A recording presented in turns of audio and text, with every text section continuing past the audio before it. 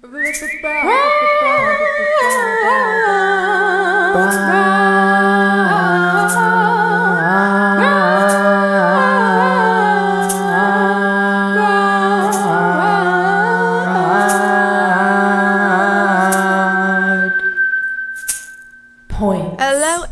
there. It's been a week, you guys. 1 week. And we have a show. Welcome back to another episode of the Broad Points Podcast.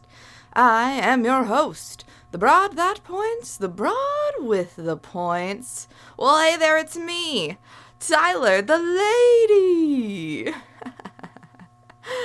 Happy Mindfulness Monday to you one and all.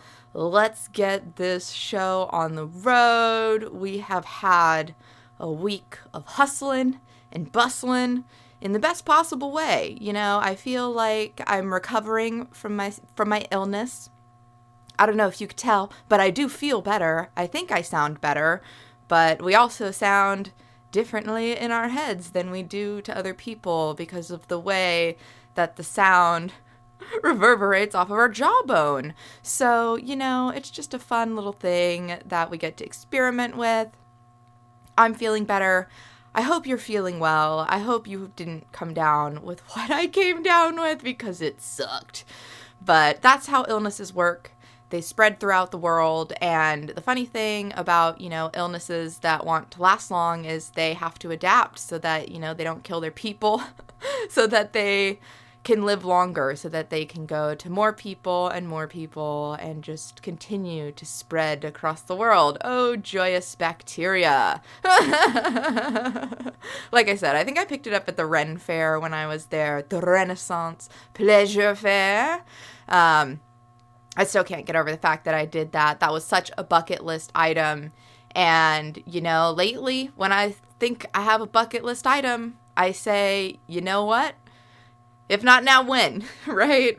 If not now, when? I don't know. We never know, really, truly, if we're going to wake up tomorrow. You know, we never know if we're going to be here later today. And so we really do have to prioritize the things that we want to do in this life. We have to prioritize ourselves and our dreams. And through it all, you know, I like to try and keep a fundamental phrase with me. So let's jump into this week's fundamental phrase. It is, the show must go on. Yes, the show must go on. Oh my goodness, this is truly a fundamental phrase for me. There have been so many things that I have done in my life where this phrase has come up for me. Yes, it can be related to a performance. It can be. For example, last Halloween, actually, I was a part of a Thriller dance group, and, you know, we practiced in this beautiful, large studio, and it was just, we had all of the room in the world to practice our Thriller dance. And then the day of, we showed up, and the stage, although it was the measurements that we had practiced with, half of that stage was taken up by a DJ table. Yeah, you guys, that is crazy. I want to say we had at least 10 people on half of the amount of stage that we thought we were going to have. And like, what were we going to do? Just not go up there, be like, you guys didn't give us the right things. This is on you. You don't get a performance. That's crazy. That's crazy. Why? Because the show must go on. The show must go on. One instance of it, right? Even going into the show, right? Then we're actually performing and we encounter a couple issues, right? You know, part of the team doesn't make the right step for the right beat that we transition to. And so then I'm waiting, and then I wait for them and they catch up to me, and then I miss a thing. The show must go on. The show must go on when I'm waiting for someone. The show must go on when I missed a beat. The trick is, I truly feel like, to not let it show on your face. If you cannot let it show on your face, And I've been telling myself, remind your face that you're having fun.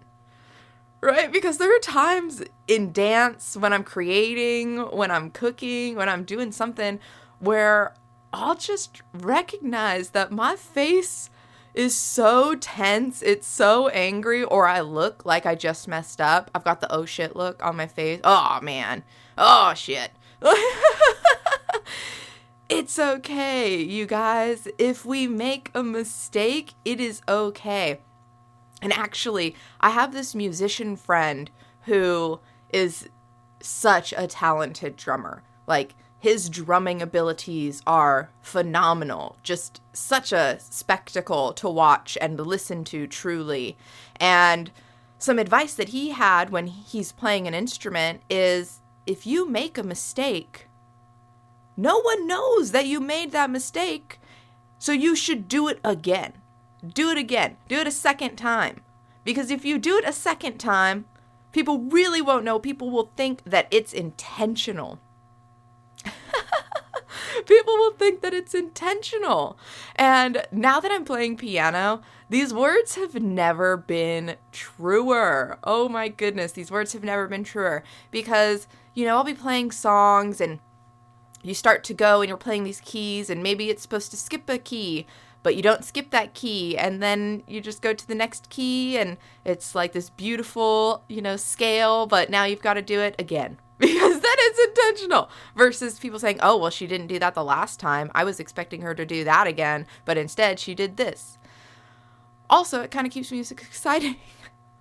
That's why I love live music so much, is because you never know what will happen. Whether it's intentional or not, there can be such beautiful in the mystery of it all. It keeps it exciting. It keeps me entertained. It keeps me entertained. And with all of these things, with everything that we're doing, I think another really integral phrase that goes into this is dress the part. Because when we dress the part, we're signaling to the world that is who we are. That's where we belong. Why? Because we look like it. We look like we're supposed to be there. And for me, I feel like I'm halfway there. Once I'm dressed up in, whatever I'm supposed to be dressed up in. For Halloween, I was a zombie. For dance classes, it depends on the mood of the dance class. For my hip hop classes, I like to dress in baggier clothes. I feel like it makes the movements look really fun because there's more swaying with it. We got more groove. For floor work, right? I really enjoy wearing leggings or tights because you roll all around on the floor. And if you are in your twerk shorts, which I wear for twerking, for example, you're just going to be stuck to the floor. Oh my gosh, it is not fun. I wore fishnets one day thinking that would be enough to prevent me from sticking to the ground and that I would be able to slide. And it was terrible. I felt almost like a dog dragging their butt on the ground because I was stuck. I was stuck. And so now I know to wear leggings or wear tights to my floor work classes, which is the latest classes that I've been taking, by the way. And so really to get into the mindset of it all, I do dress the part. I put on whatever I feel is going to make me the character, right? Embody the character, truly. Because without me doing that, I can really get stuck in my head. I can really get caught up in thinking about all of the moves or thinking about all of the things that I need to do rather than just being like, yeah, man, you look great. Your clothes are doing you a favor. Just be here. Go with it. Just feel it. Feel the music. Oh man, that's one thing that lately I've been doing so well, I feel like. Just being able to really tune into the sounds of all of the different levels and being able to connect that with my mind and my body. So beautiful. So elegant. I decided to take this floor class actually because I wanted to be grounded. What a better way to be grounded than to do a floor work class, right? And this teacher specifically, I feel like she's offering what I'm going to call full service classes. Full service classes. And why do I call them full service classes? Because it doesn't stop when you leave the classroom. She has built a really cool community that is, there to support, which is great because we need the support. We need the support, right? We can tell ourselves that we're doing great. It's also nice to hear it on the outside. And so to have people who are going through it with you that, are also experiencing this, learning at the same rate that you are. We might not be comprehending, or performing at the same rate, but ultimately we are learning the same material. And so that is great. Then you get the additional, how do you take care of yourself when you're dancing, right? How do you do it? Because neck whips and rolls, man. Oh my goodness. My neck has been killing me from neck whips in the past. Is this you? Neck whips, I love them. They're so cool. They look so dramatic and beautiful and theatrical. I'm obsessed with a neck whip, but also, oh my goodness, my poor little neck. I'm waking up all these muscles that I don't use on the regular.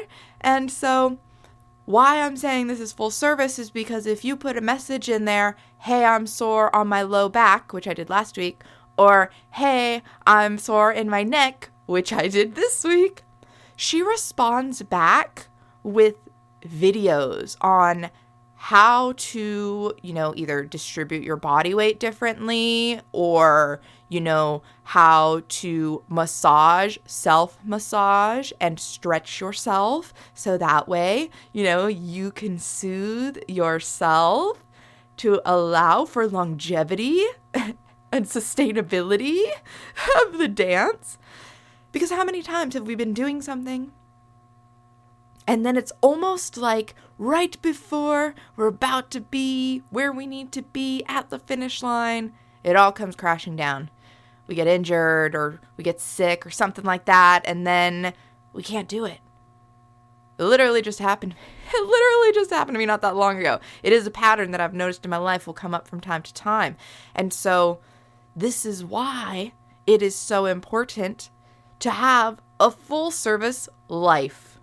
Yes, a full service life. What do I mean by this? Well, we're building, right? Just like in the dance class. She provides the tools to build. We provide ourselves with the tools to build the life we want and to sustain the life we want, right? We want to build the life we want and we want to be able to keep it. We don't want to have the life for 30 seconds and then be like, I'm throwing this all away and going back to living in a garbage can. I don't know what your life is like or what it will become, but I do know that if we provide ourselves with a full service life where we engage all of our tools and we, allow ourselves to show up consistently to be able to build and then be able to care for ourselves. Yes, part of sustaining and maintenance is caring for ourselves. You guys, we have to prioritize our self-care. Yesterday, I wanted to do a lot of things. I wanted to do so many things yesterday, and I was not able to do them because I knew that I needed to prioritize my self-care. And as a result, I must say, I am well rested. My neck, which was feeling like garbage yesterday, feels 100% today. I sent in a message yesterday, hey, my neck hurts. Today, my neck is better. That's full service. I went, I did the thing, and then I took care of myself. And I said no to some things. I said no to some things that were really hard for me to say no to because I have so many friends that do so many classes and I want to be there for them all. And it's just not possible. It's not possible for me, this is the realism part of the show, to do all of my laundry and make healthy food, to be able to go through, the produce and food in my fridge and meal prep and do laundry, like adult stuff, you guys, adult stuff, and take care of my neck, right? I wanted to go to another dance class. I knew I shouldn't do it. And not that I shouldn't do it. I could totally do it if I wanted to, and I don't like to put shame on stuff. I didn't want to. Why didn't I want to? Because I wanted to take care of myself. I wanted to take care of myself, which is such a cool thing to say because I haven't always thought that way. I've been the person that's been like, I've got to put other people's, needs above me. I have to just give. And, I'll get to my stuff if I get to my stuff. And as a result, my home turns to chaos and I turn to chaos.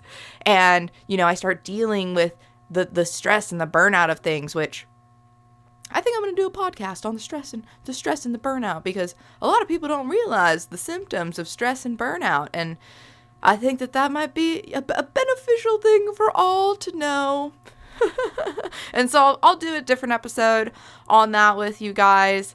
This episode, we're really going to nail it in with this, right? We have to show up for ourselves. And part of showing up for ourselves is practicing, right? We have to practice and prepare for the show. In order for the show to go on, you guys, we must prepare for the show. And something that I think everyone really, we want to be doing is prepare for the worst. Prepare for the worst to allow yourself to show up at your best. Why do I say this? Because when we prepare for the worst, we're not thinking about all the what ifs could possibly happen, right? I think about the what ifs when I'm practicing so that I could prepare for them, right? I know about, the movement of my clothes now, right? So that when it comes time to record, I'm not wearing something that's going to have me be stuck to the floor. When we prepare for the worst, if the worst happens, we're prepared. It's so awesome, right? We could just prepare for the worst and then be prepared. And then if it happens, it happens. And we're like, yeah, we got this. No sweat. No sweat. How nice is it to just be like, yeah, we got it. We've got it. Right?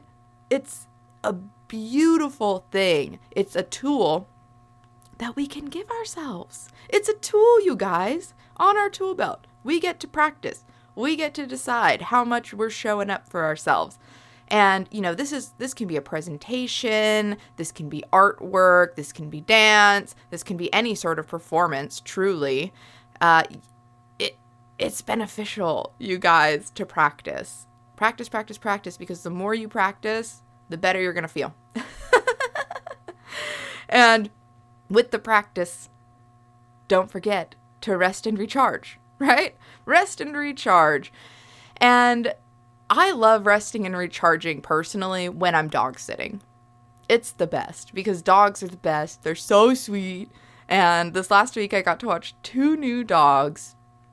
Roscoe and Rue are their names. They're so cute. It's a Boston Terrier and a Pointer mix. And they are just so sweet and they're so excited in the beginning and then they just nap. And a lot of dogs like to nap. You play tug of war with them, you go on walks, you let them outside, you feed them, you pet them, and then they just kind of want to lay there. And that's totally fine with me. I prepare. How do I prepare? I bring crafts. Some people bring books. I bring crafts. And so I was there. I brought a wood-paneled canvas and some acrylic markers and was paint pens, you guys. Paint pens. And was going around on this wood. And I was thinking about my sister so much. I've been thinking about her a ton lately. Her and my niece are going to come down and visit me for my birthday in August. And I'm so excited. They haven't spent a lot of time here with me. Or actually even stayed at my place. So it'll be really fun to have them here and to be able to show them. My sister and I, mostly my sister, loves fish. this queen has like a bajillion goldfish. We grew up with a koi pond, I will say. I do love koi fish very much. My dad decided one day that he was going to dig a giant hole in our backyard to create his own koi pond. And for years, it was just a giant hole that occasionally we would use as like a swimming pool. But eventually he completed the pond, and now it is filled with fish. It is so beautiful. It's so peaceful. Man, do I love koi fish and just all that they represent and their beauty. And just a weird random thing is if you like curl your finger in like a little knuckle, like a little hook thing, completely sealed, and you put it in their mouth, they'll like bite onto your finger, but they don't have teeth, and so it just feels so funny. Anyways, random things with koi fish. I love koi fish. I love life. I love sharing it with you. I've also, my plants are thriving. I finally bought some of those, what do you call them? Shears? Gardening shears. And trimmed my aloe. It was out of control. It was once 2 aloes in a pot, and now I think it's got to be like 6 or so in there, and it looks cool. It's like a little aloe garden, but the thing about plants, they're kind of like life, is you got to trim yourself up from time to time. Got to trim yourself up. You have to feed yourself, you have to water yourself, and you have to trim yourself up from time to time. And by trimming up my aloe, that's phenomenal. I don't know, I might have fed it a little bit of sourdough starter. I can't really remember on that front. From the first time that I did it, I definitely am always watering that. And then I have my plumeria out front, and my plumeria, it has been so beautiful, you guys. If you want to see this, the flowers, it is a rainbow plumeria, which means the flowers are this beautiful pink and yellow ombre on the petals. It is to die for. I actually have them tattooed on my side, so it's cool to see them in my front yard and just feel the connection with the plant on an even deeper level. But I fed that thing some sourdough starter, and that, I believe, is why it has just sprouted off. I mean, I counted the little buds for how many flowers could possibly grow in, and it was upwards of 40. That's insane. From dormant to 40. What?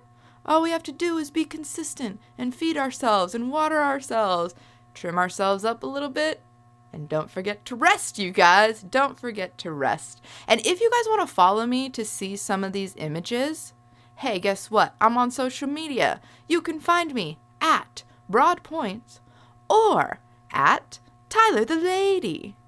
And if you hate social media, that's a-okay too.